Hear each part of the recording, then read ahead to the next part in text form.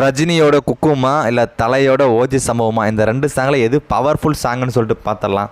First பார்த்தீங்கன்னா குக்கும் சாங்கில் ஸ்டார்டிங்லேயே பார்த்தீங்கன்னா இங்கே நான் தாண்டா கிங்குன்னு சொல்லி ஸ்டார்ட் பண்ணி ஆரம்பிக்கிறாரு குக்கும் சாங்கில். இந்த பக்கம் பார்த்தா ஓஜி சம்பவம் சாங்கில் பார்த்தீங்கன்னா லாஸ்ட் மினிட்ல பார்த்தீங்கன்னா தலையோட சிரிவு பார்த்தீங்கன்னா அல்டிமேட்டாக ஹைலைட்டுன்னு சொல்லலாம் அந்த சாங்கில்.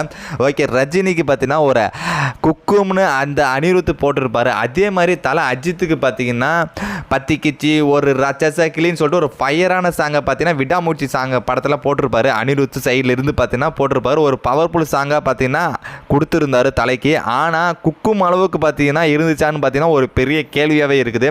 ஓகே, குக்கும் பார்த்தீங்கன்னா அந்த அளவுக்கு வச்சு நொறுக்கினுப்பாங்க. அந்த சாங் லைன்லாம் பார்த்தா கேட்டாவே அப்படியே புல் அரிக்கும், அப்படியே தலை. அதாவது ரஜினிக்கேன ஒரு பாட்டாவை பார்த்தீங்கன்னா அனிருத் கொடுத்துட்டாரு.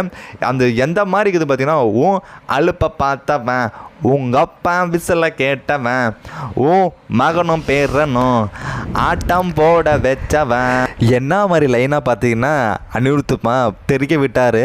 அதில் ஒரு சில லைன்லாம் பார்த்தீங்கன்னா பேரை தூக்க 4 பேர், பட்டத்தை பறிக்க 100 பேர், குட்டி செவத்தை எட்டி பார்த்தா உசுரை குடிக்க கோடி பேருன்னு சொல்லிட்டு அதில் பிஜிஎம்லாம் ஆட் பண்ணி வர பயங்கரமாக இருந்துச்சு.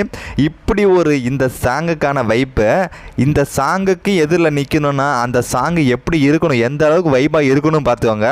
அப்போ அந்த அளவுக்கு வைப்பு கொடுக்கணும்னா ரஜினிக்கு ஒரு குக்கும்னா அதே மாதிரி ஜிவி பிரகாஷ் கொடுத்த தலைக்கு பார்த்தீங்கன்னா ஓஜி சம்பவம் ஒரு தரமான லிரிக்ஸை பார்த்தீங்கன்னா இறக்கிட்டான்னு சொல்லலாம். அதுக்கு முன்னாடி நிற்கிறதுக்கான பார்த்தீங்கன்னா ஃபுல் டீட்டெயில்ஸாக பார்த்தீங்கன்னா கொடுத்துட்டாரு ஜிவி பிரகாஷ்.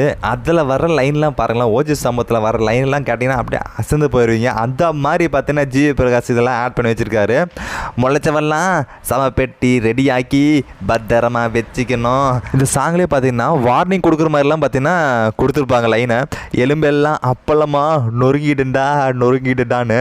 அப்போ அந்த இன்னொரு லைன் ஒன்று இது எப்போ சாமி வெறி ஏற்றி சும்மா திமிர காட்டி எதிராத ஆர்ஏபி உனக்கு போஸ்டர் உண்டு மறக்காத. இந்த லிரிக்ஸ் இந்த கேட்டாவே சும்மா அப்படியே பயங்கரமாக இருக்குதுப்பா சாமி.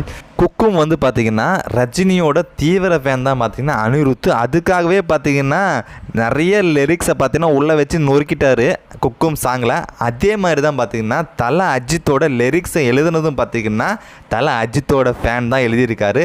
அதே மாதிரி இந்த படத்தை டேரக்ட் பண்ணதும் பார்த்திங்கன்னா குட் பேட் அக்லி படத்தை டேரக்ட் பண்ணதும் ஆதிக் ரவிச்சந்திரன் மிகப்பெரிய ஃபேனாக தலைக்கு பார்த்திங்கன்னா இருந்தார். அதனாலே அந்த லிரிக்ஸும் அதுக்குள்ளே பார்த்திங்கன்னா அதுக்குள்ளே இருக்கிற கதாபாத்திரம் பார்த்திங்கன்னா பயங்கரமாக கொண்டு போயிருப்பாங்கன்னு நினைக்கிறேன். அதாவது இந்த சாங்கை இப்போ கேட்குறத விட படத்தில் பார்க்கும்போது பூஸ்பமாக இருந்துச்சுன்னா தான் பார்த்தீங்கன்னா ஒரு மிகப்பெரிய வெற்றி அமையும். அந்த மாதிரி அமைஞ்சது தான் பார்த்தீங்கன்னா குக்கும். அதே மாதிரி பார்த்திங்கன்னா ஜிவி பிரகாஷ் ஒரு லிரிக்ஸை பார்த்திங்கன்னா உள்ளடக்கி அந்த பிஜிஎம் போட்டதெல்லாம் பார்த்திங்கன்னா வேறு மாதிரி பண்ணிட்டாரு. It's okay. இந்த 2 பாட்டில் உங்களுக்கு எந்த பாட்டு பிடிச்சிருக்குன்னு சொல்லிட்டு போங்க. அதாவது குக்குமா ஓஜி சம்பவமா, அனிருத்தா ஜிவி பிரகாஷா, ரஜினியா தலை அஜித்தான்னு சொல்லிட்டு கீழே கமெண்ட் பண்ணிட்டு போங்க எந்த சாங் உனக்கு ரொம்ப பிடிச்சிருக்குன்னு சொல்லிட்டு.